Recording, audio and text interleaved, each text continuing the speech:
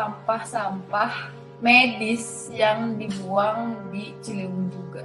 Itu sampah-sampah yang mengandung bahan infeksius. Katanya banyak ditemukan ini ya, sampah-sampah limbah kesehatan gitu ya di Sungai Ciliwung. Itu bener nggak sih, Pak?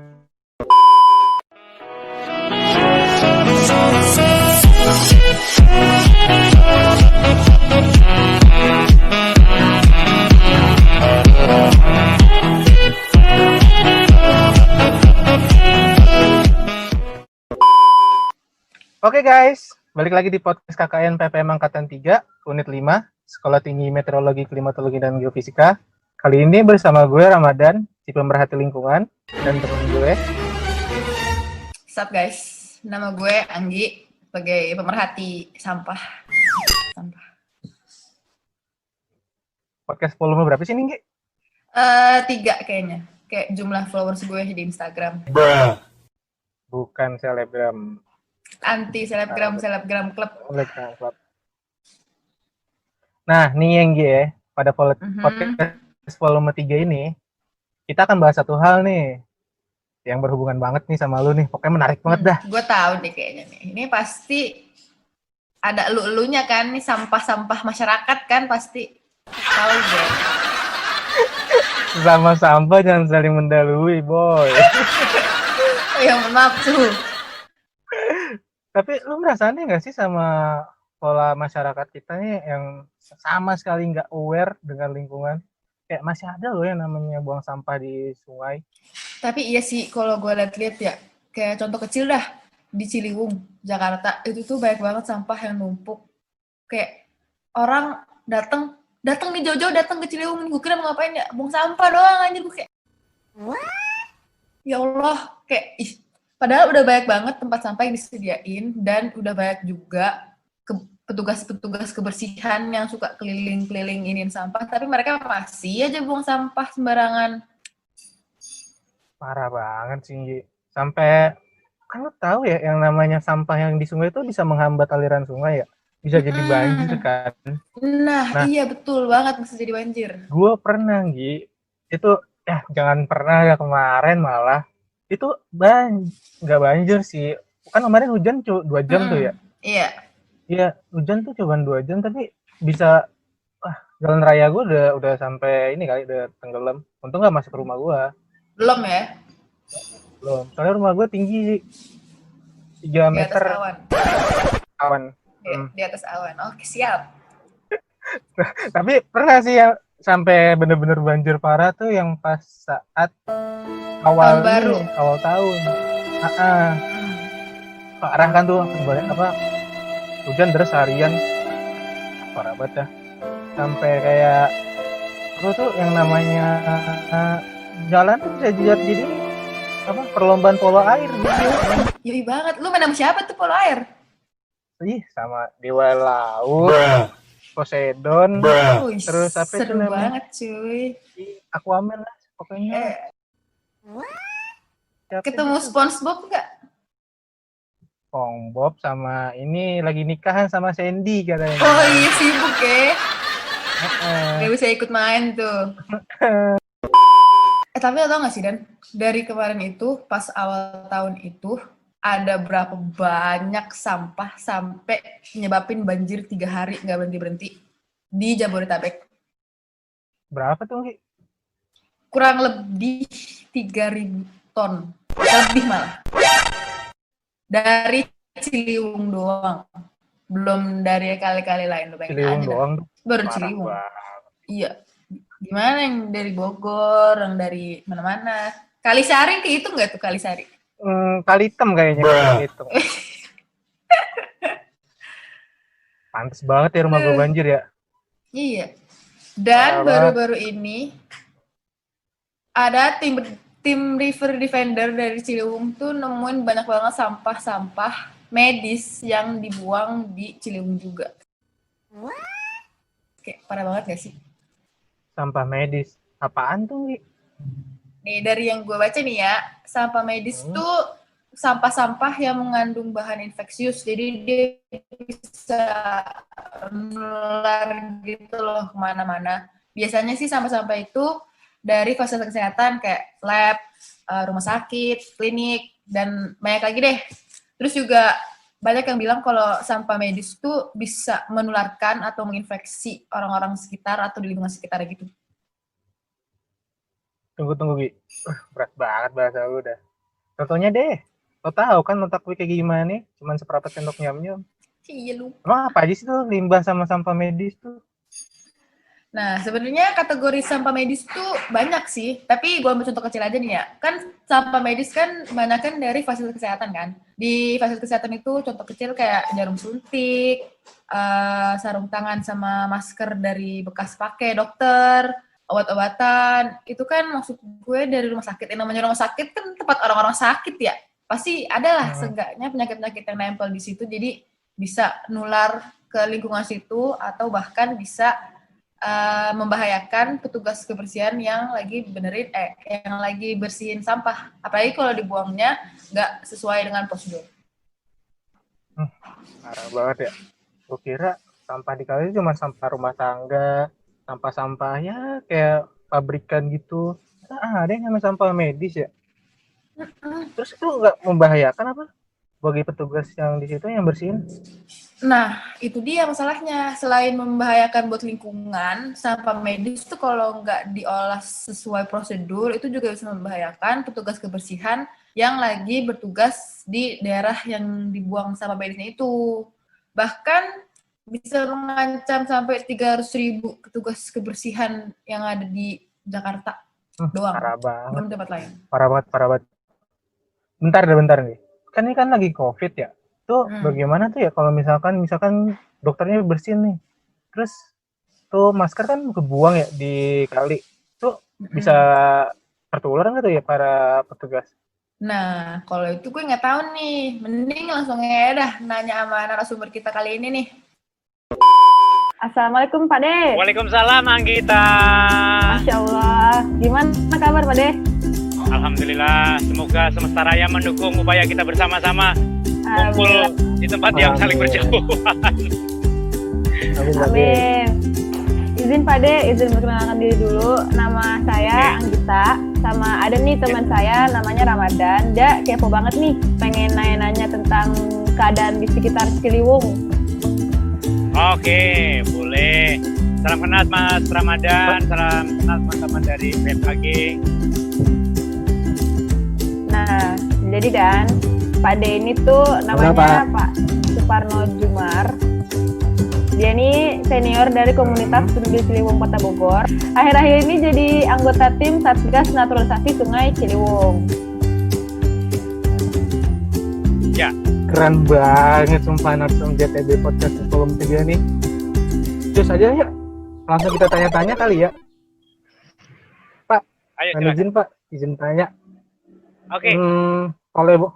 Kalau boleh tahu aktivitas Bapak nih akhir-akhir ini ngapain ya Pak? Aktivitas saya terakhir ini mungkin 1 tahun terakhir, kebetulan pas bulan Juli 2019 saya resign dari tempat saya bekerja. Kemudian setelah resign saya bergabung dan total memikirkan, kemudian juga bekerja, kemudian juga melakukan aktivitas di Sungai Ciliwung di Kota Bogor. Boleh diceritain nggak sih Pak De, itu komunitas peduli Ciliwung tuh apa sih? Komunitas peduli Ciliwung ini adalah gerakan kerelawanan yang didirikan atau diinisiasi oleh kawan-kawan KPC itu tahun 2009. Artinya tahun ini 11 tahun.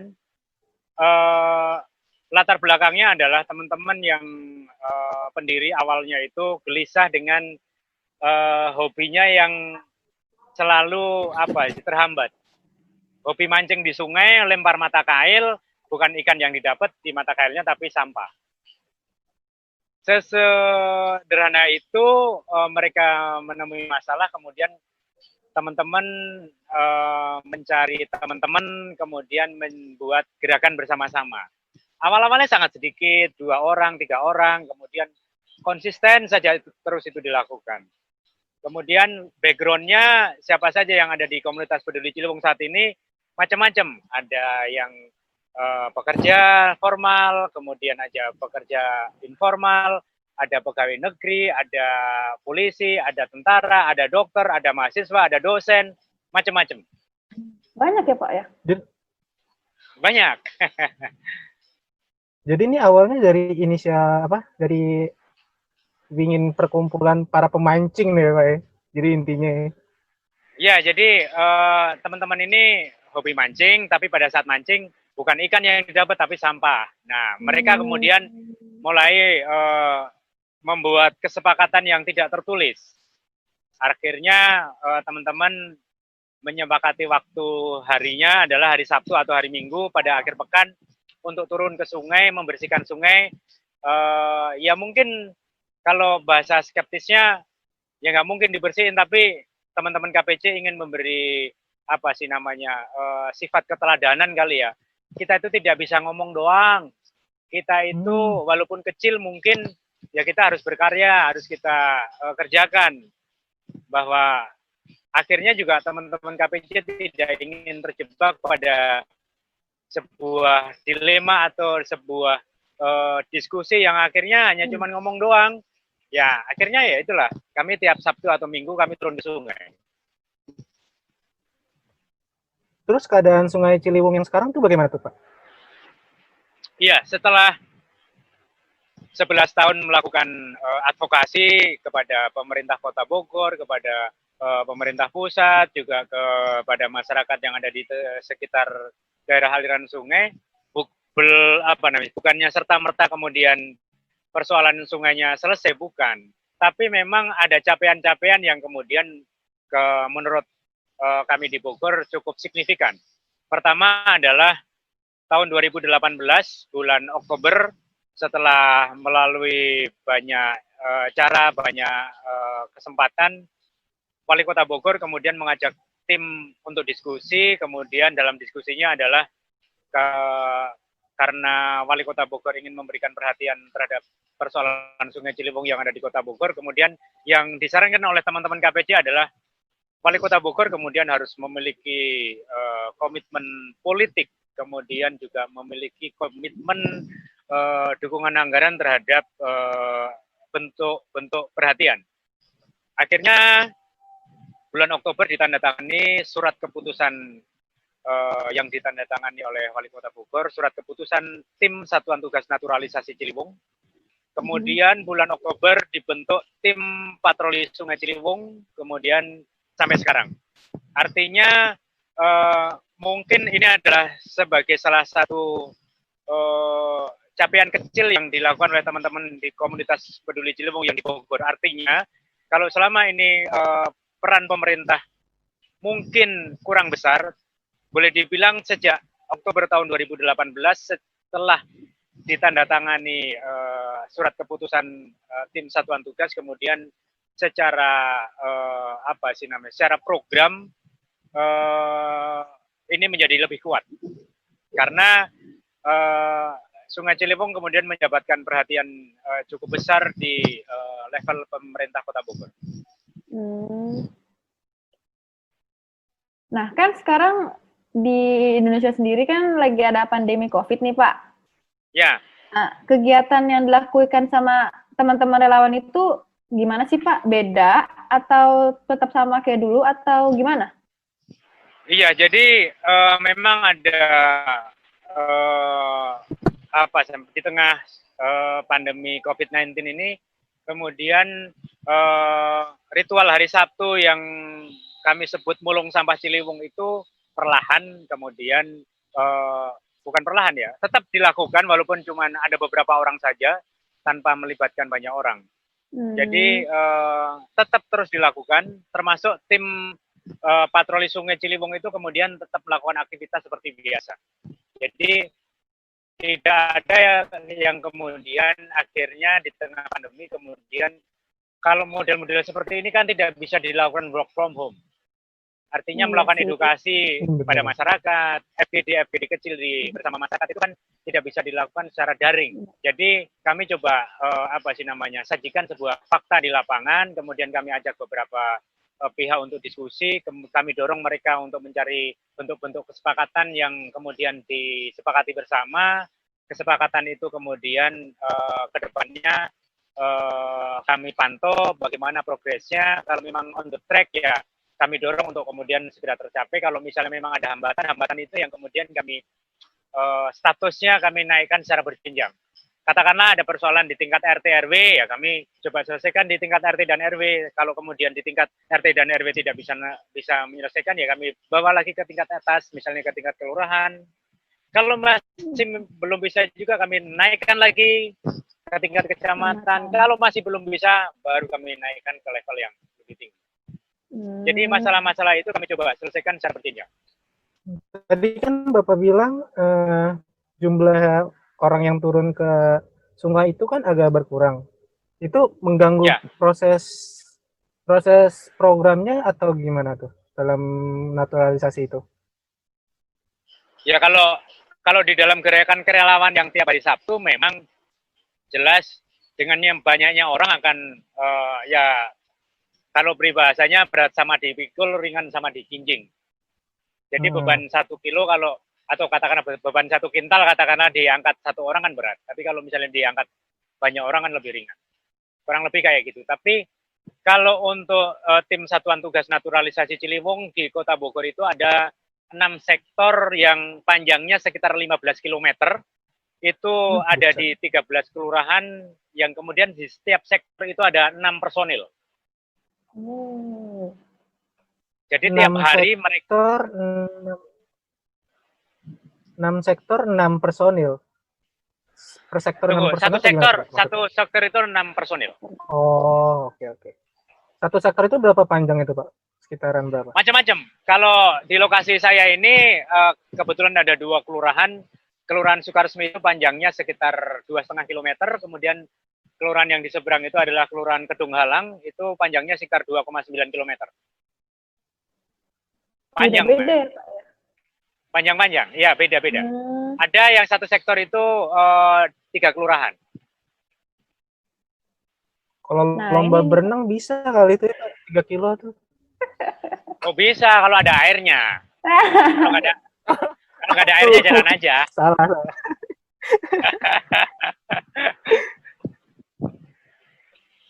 Nah ini saya sempat baca nih Pak, katanya banyak ditemukan ini ya, sampah-sampah limbah kesehatan gitu ya di Sungai Ciliwung. Itu benar nggak sih Pak? Betul apa adanya. Jadi tahun 2017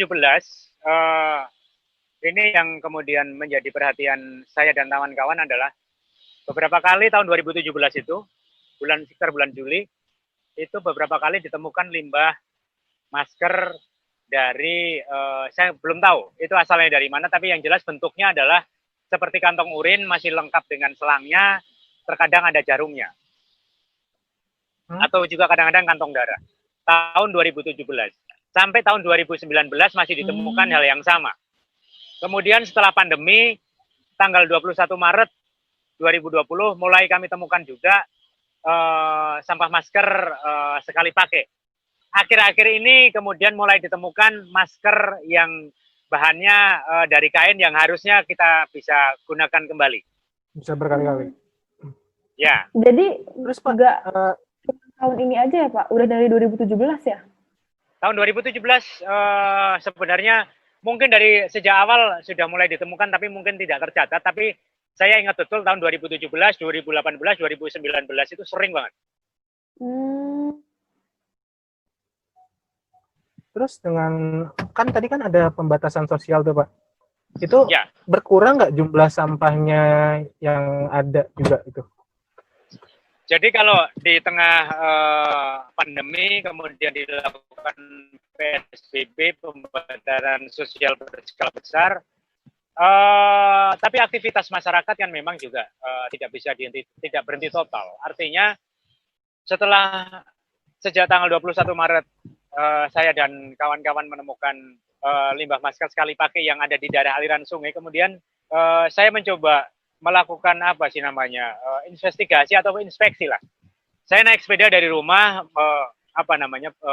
melalui beberapa ruas jalan yang ada di pinggiran kota sampai termasuk yang ada di tengah kota. Sepanjang perjalanan saya naik sepeda, kemudian yang saya temui memang sampah masker ini banyak ditemukan di pinggir-pinggir jalan, kemudian di selokan, di TPS yang ada di pinggir jalan. Jadi sampah masker ini memang belum sepenuhnya dikelola dengan benar. Kalau secara edaran dari surat edaran Menteri Lingkungan Hidup dan Kehutanan di tengah pandemi itu jelas bahwa surat edarannya salah satunya berbunyi pemerintah daerah menyediakan drop box khusus untuk sampah kategori B3 dari orang yang PDP atau ODP COVID-19 dan orang yang kemudian menggunakan masker sekali pakai. Tapi implementasinya memang ini menjadi perhatian kita bersama bahwa pemerintah memang kewalahan. Kembali lagi ke kesadaran masyarakatnya berarti ya Pak ya? Ya, ada banyak faktor lah, kesadaran masyarakat, kemudian juga sarana yang kemudian disediakan pemerintah, kemudian informasinya katakanlah kalau ada drop box khusus itu ada di mana, tapi harusnya ini apa sih namanya? Kalau kita sering lihat itu tempat sampah itu kan biasanya ada yang warna hijau, ada warna kuning, ada warna merah. Katakanlah warna hijau untuk sampah-sampah organik, atau ada tulisannya sampah organik. Ada bak sampah yang warnanya kuning, artinya itu sampah anorganik. Ada bak sampah yang warnanya merah itu untuk sampah kategori khusus atau B3. Tapi lagi-lagi kita kemudian kedodoran. Kita selama ini itu semua. Sehingga secara dasarnya saja kita tidak bisa disiplin, kemudian ditambah situasi pandemi yang kemudian membuat kita akhirnya juga kebingungan. Sampah yang harusnya dikelola dengan sangat hati-hati seperti dilakukan seperti sampah-sampah biasa. Ngeri. Iya. Berarti ya? Khawatir ya Pak? Khawatir banget. Loh iya, harusnya khawatir ini sangat mengkhawatirkan. Oh, berarti ini sampah-sampah dari limbah kesehatan itu lebih mengkhawatirkan dong Pak dari limbah-limbah pabrik atau limbah masyarakat lainnya? Oh iya, sampah kategori B3 ini kan secara tata kelolanya udah jelas, aturannya sangat khusus. Berbeda dengan sampah rumah tangga biasa. Berbeda dengan sampah-sampah yang kemudian kita hasilkan sehari-hari. Kalau rumah sakit, kemudian fasilitas pelayanan kesehatan sudah jelas. Kalau mereka melanggar aturan ini, izin usahanya atau izin layanannya dicabut. Begitu juga praktek dokter. Kemudian juga termasuk puskesmas. Kemudian juga klinik. Itu mereka harus kemudian mengacu kepada aturan itu. Tapi apa kabar kalau kemudian katakanlah orang-orang yang kemudian melakukan perawatan di rumah. Saya mau nanya kembali nih. Pernah ada yang berobat, kemudian obatnya nggak habis? Iya tuh Pak. Saya kadang suka gitu tuh. Kebayang. Itu di sungai, itu di sungai banyak banget ditemukan. Oh, bisa juga padahal sih Pak. Padahal kalau iniin obat kan harus diremukin dulu nggak sih, terus diinin ke tanah, terus diplastikin. Iya, harusnya ini yang juga menjadi perhatian kita bersama bahwa saya pernah sampaikan ini kepada pemerintah kota bahwa kita harus fasilitasi jenis sampah sisa obat atau obat kadaluarsa atau obat rusak atau apapun itu yang kemudian harusnya tidak dibuang bersama sampah rumah tangga biasa, apalagi juga sampah yang kemudian dibuang ke sungai. Jadi di sungai itu di samping sampah kategori B3 yang tadi ada jarum suntik, ada kateter, ada masker sekali pakai, juga termasuk obat-obatan yang sifatnya dari rumah sakit atau dari apotek. Termasuk juga baterai, kemudian juga ada hal-hal lain yang memang harusnya tidak terjadi. Jadi apa yang harusnya sampah-sampah kayak obat itu harusnya dibuang atau dihancurkan, bukannya ke sungai kan ya Pak? Iya, harusnya tidak. Harusnya tidak. Juga tidak boleh dibuang ke tanah dengan sembarangan. Karena yang coba bayangkan, kalau ada jenis obat atau jenis obat, katakanlah jenis obat yang tidak habis, kemudian obat ini sifatnya adalah katakanlah kalau dibuang bebas, kemudian yang kita hindari adalah kemudian dia bisa merugikan kita, merugikan katakanlah binatang yang kemudian memakan, atau kemudian juga meracuni tumbuhan misalnya.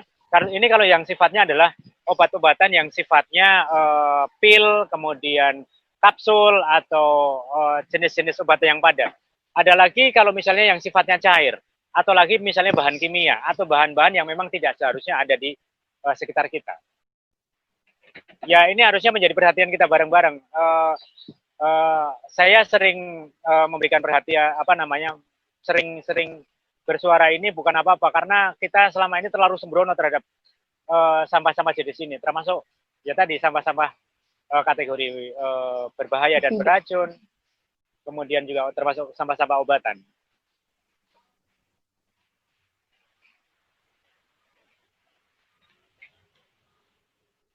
Ini menurut Pak D, solusi yang bisa ditawarin sama kita-kita nih, sama yang bakalan nanti dengerin podcast kita ini tuh, gimana sih buat jaga kelestarian sungai dan kebersihan lingkungan gitu? Paling tidak gini, kembali kepada diri kita masing-masing, itu pertama. Jadi, kalau selama ini kita masih buang sampahnya ngawur, mulai saat ini kita mulai belajar dari sangat paling dasar adalah jangan membuang sampah sembarangan. Kumpulkan sampah di satu wadah, kemudian kita buang ke TPS, atau kalau misalnya ada petugas penarik sampahnya sudah bagus. Itu step pertama. Step keduanya, setelah kita membuang sampah tidak sembarangan, kita mulai memilah sampah dari rumah. Mana sampah organik, mana sampah anorganik, mana sampah kategori B3. Sampah anorganiknya kita kirim ke TPS, artinya mungkin juga ada private sector yang kemudian melakukan waste management, atau ada pihak-pihak yang memang secara khusus melakukan treatment terhadap sampah kategori anorganik.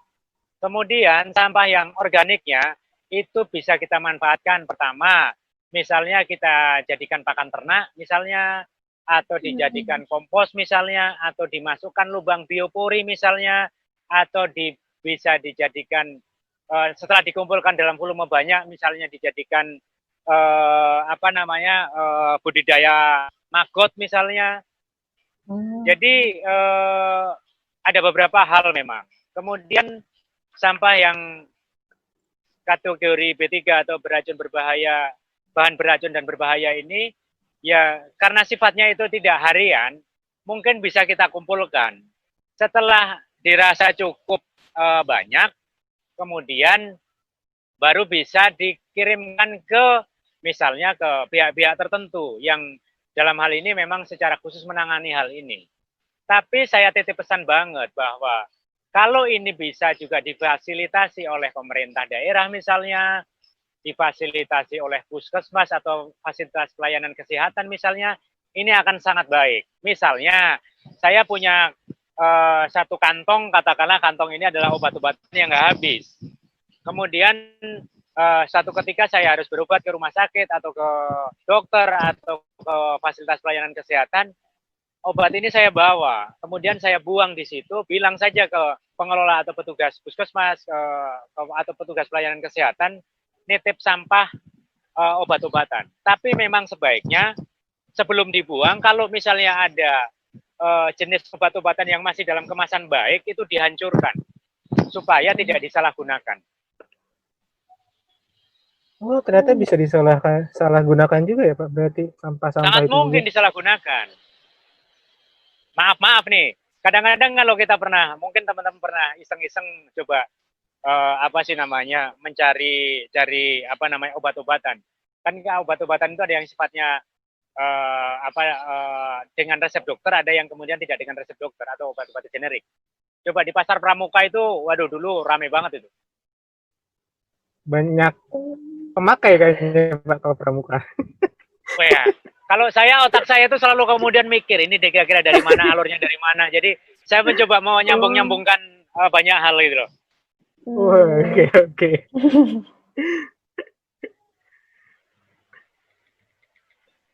Ternyata emang banyak banget ya yang sebenarnya kita nggak tahu, meskipun udah disediain pun, tapi kita masih tetap nggak, apa ya, nggak aware aja gitu. Kayak tadi kan tempat sampah udah disediain 3, anorganik, organik, sama bahan-bahan kimia. Tapi masih ada aja yang buang sampah, yang penting asal buang aja ke situ. Iya, betul. Jadi ini juga kita harus kontrol. Kita sebagai warga negara, katakanlah kita sebagai warga negara yang ngerti, ya kita harus kemudian kalau misalnya, ini yang selalu kemudian menjadi perhatian adalah sampahnya katakanlah sudah dipilah, sudah benar. Tapi kemudian begitu diambil oleh petugas penarik sampah, dicampurin lagi jadi satu. Ini sering jadi blunder memang. Tapi paling tidak kita jangan menyerah itu.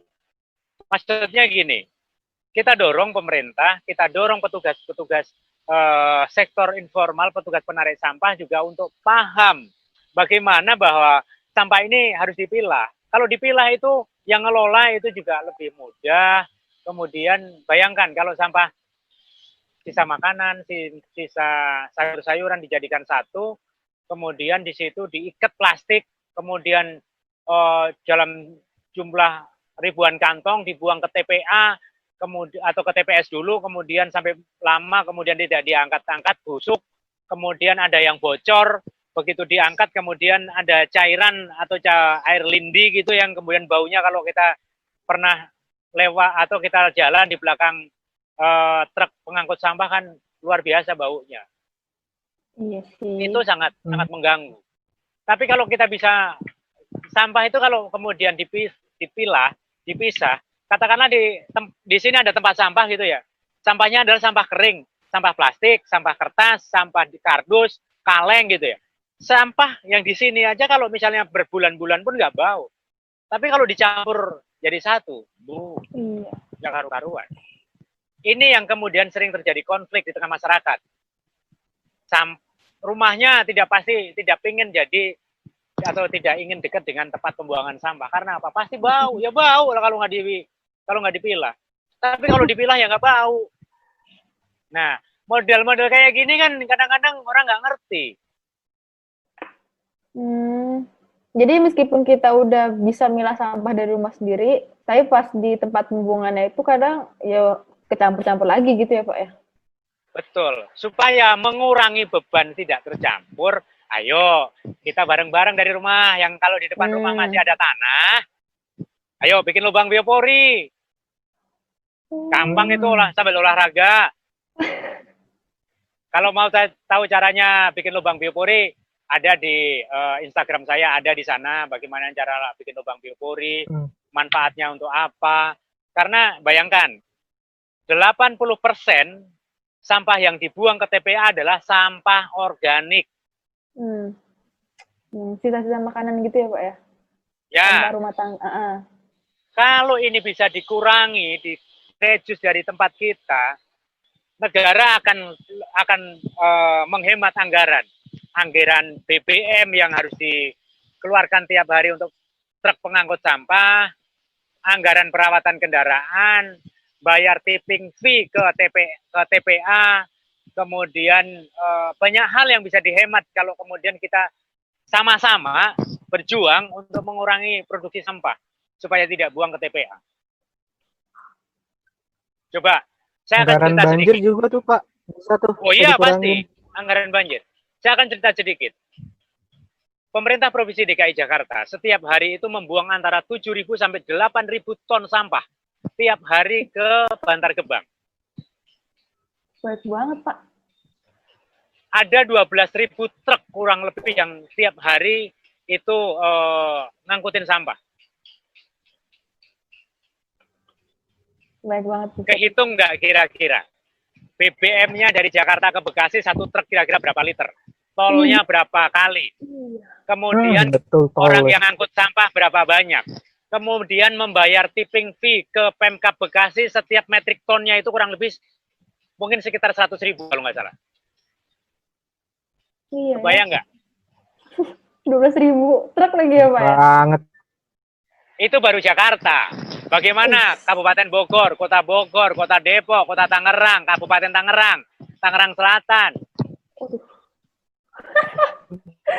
Banyak banget Pak, saya aduh. Ya, Pak. Ini Pak, aku mau nanya nih. Oke. Kira-kira kalau misalnya nih ada teman-teman yang berminat buat ikutan jadi tim River Defender ini tuh gimana ya Pak?